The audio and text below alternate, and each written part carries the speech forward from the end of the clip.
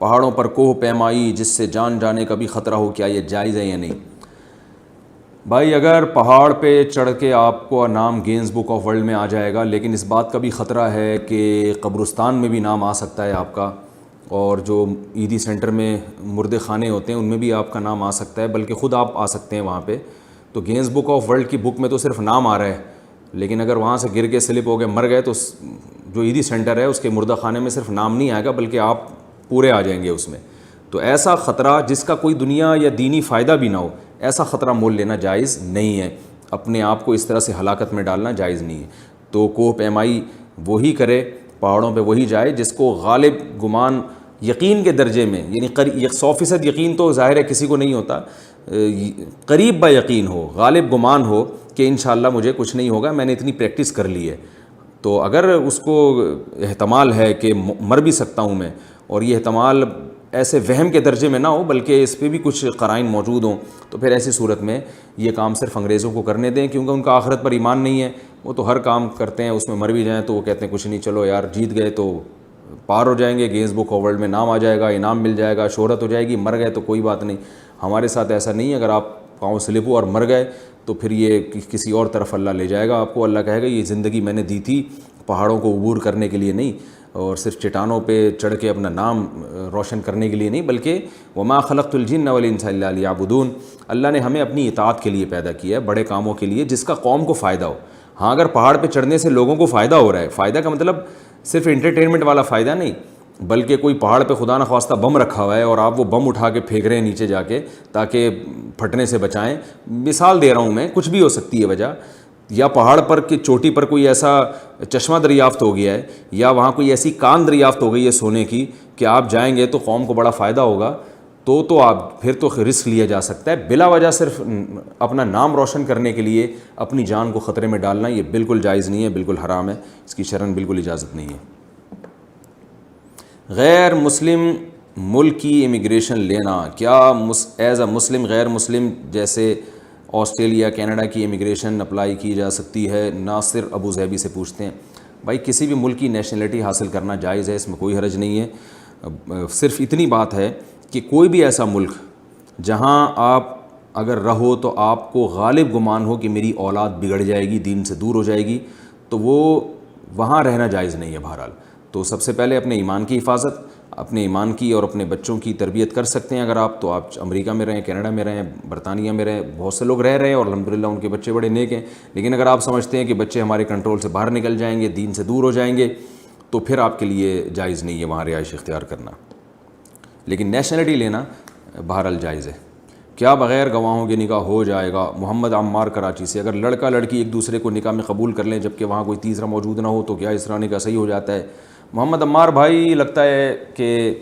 آپ چاہ رہے ہیں کہ بڑے آرام سے نکاح ہو جائے اور کسی کو پتہ ہی نہ چلے۔ بھائی نکاح اور زنا میں یہی فرق ہے کہ نکاح گواہوں کے ساتھ ہوتا ہے، ہمیشہ کے لیے ہوتا ہے، اور زنا بغیر گواہوں کے ہوتا ہے اور وقتی ہوتا ہے، تو اسی وجہ سے ہم متع کو بھی زنا ہی کہتے ہیں کیونکہ وہ بھی ٹیمپریری ہوتا ہے۔ تو نکاح ہمیشہ کے لیے ہوتا ہے، پھر اس میں طلاق ہو جانا ایک اتفاقی حادثہ ہے،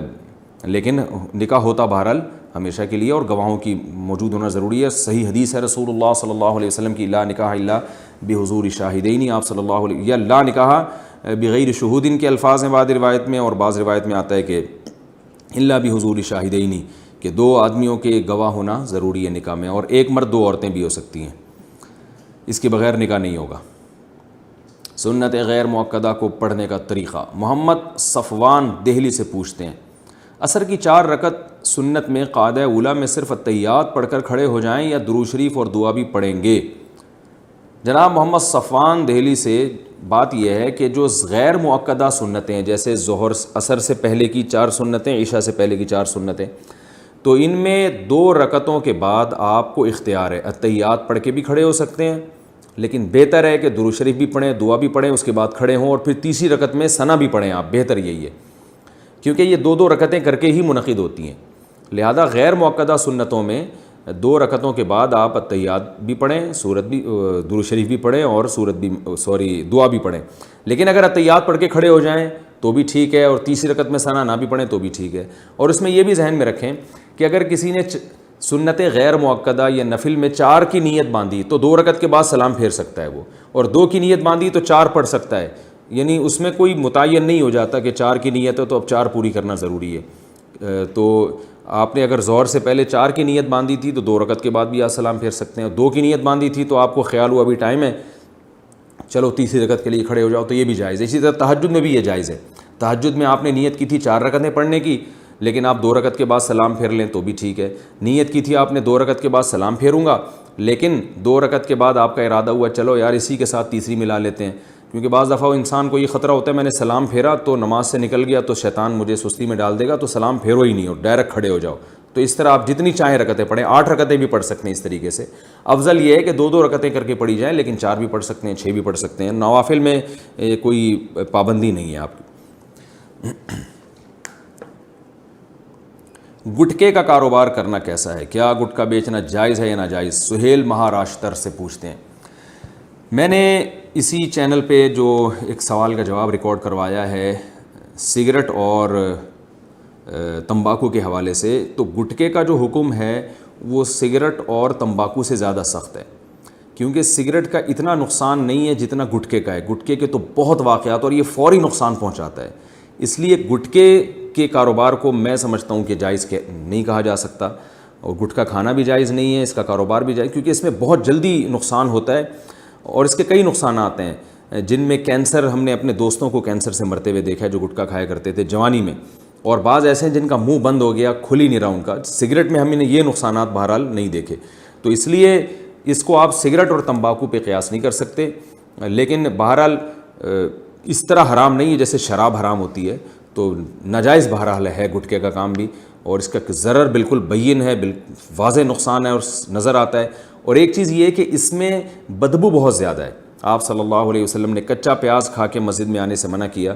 تو سگریٹ اور تمباکو کی بو کو جلدی زائل کیا جا سکتا ہے, لیکن گٹکے کی بو جلدی زائل نہیں ہوتی اور دیکھنے میں بہت کراہت محسوس ہوتی ہے, جبکہ ایذائے مسلم بھی اسلام میں ناجائز ہے. آپ صلی اللہ علیہ وسلم دانتوں کی صفائی کا بے انتہا اہتمام کیا کرتے تھے, تو دانت کو اتنا گندا کر دینا کہ دیکھنے میں ایسا لگے جیسے اس نے کوئی گندگی کھائی ہوئی ہے. جیسے گٹکے والوں کا آپ منہ دیکھیں, جب ان کے منہ میں خاص طور پہ گٹکا ہوتا ہے تو الٹی آ رہی ہوتی ہے انسان کو, تو ایسا کام جس سے مسلمان کو تکلیف ہو یہ بھی ناجائز ہے. لہذا ہم سمجھتے ہیں کہ گٹکے کا کام جائز نہیں ہے, لیکن آپ اس بارے میں دوسرے علماء سے بھی رابطہ کر سکتے ہیں, ان سے بھی رجوع کر سکتے ہیں.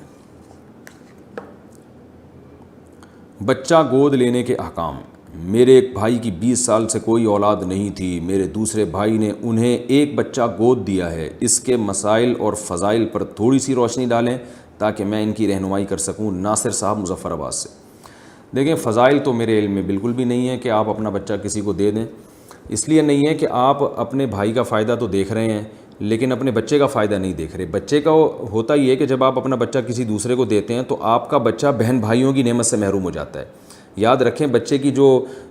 گروتھ ہے نا مینٹلی, اور اس کی جو ذہنی گروتھ ہے, اس کے لیے ضروری ہے کہ بچے کے پاس بہن بھائی بھی ہول سیل کے حساب سے موجود ہوں, کیونکہ بچہ ان سے اپنی دل کی بات شیئر کرتا ہے, بہت جلدی بولنا سیکھتا ہے. بہن بھائیوں کی موجودگی میں احساسات پیدا ہوتے ہیں, محبت پیدا ہوتی ہے, جذبات پیدا ہوتے ہیں, ایک دوسرے کے ساتھ کھیلتے ہیں,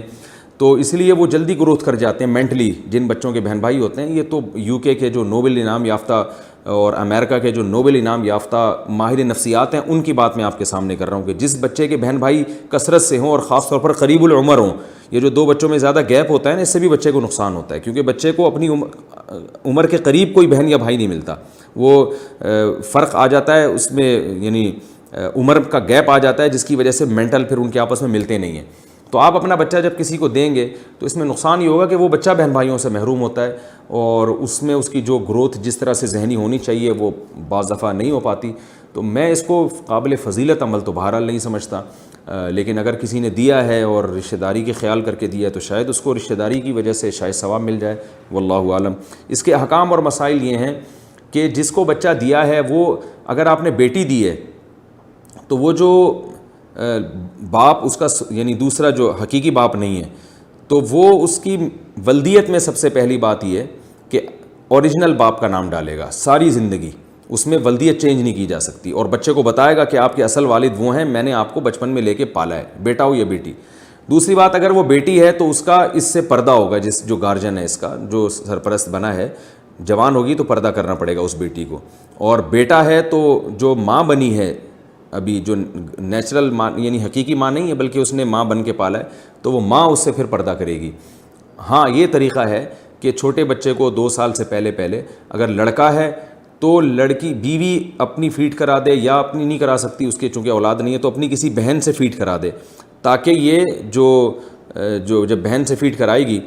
تو یہ رضائی طور پر ماں بن جائے گی۔ رضائی جب ماں بن جائے گی تو یہ جو شوہر ہے اس کا یہ رضائی باپ بن جائے گا، تو پردہ ختم ہو جائے گا۔ اور اگر لڑکی ہے تو شوہر یعنی جو اس خاتون کا شوہر ہے اس بچی کو اپنے کسی بہن سے فیڈ کرا دے، تاکہ یہ جو ہے اس بچی کا رضائی ماموں بن جائے۔ جب ماموں بن جائے گا تو اس کا بچی سے پردہ نہیں رہے گا۔ تو اس طرح سے پردے کے حکام میں آسانی پیدا کی جا سکتی ہے، ادروائز ان کو بڑا ہو کر پردہ کرنا پڑے گا۔ وراثت میں ان کا کوئی حق نہیں ہوگا، کیونکہ وراثت حقیقی باپ اور حقیقی ماں سے ملتی ہے۔ البتہ زندگی میں کچھ دینا چاہیں اپنی خوشی سے تو دیں، اور ہینڈ اوور بھی کر دیں تو پھر وہ دیا جا سکتا ہے۔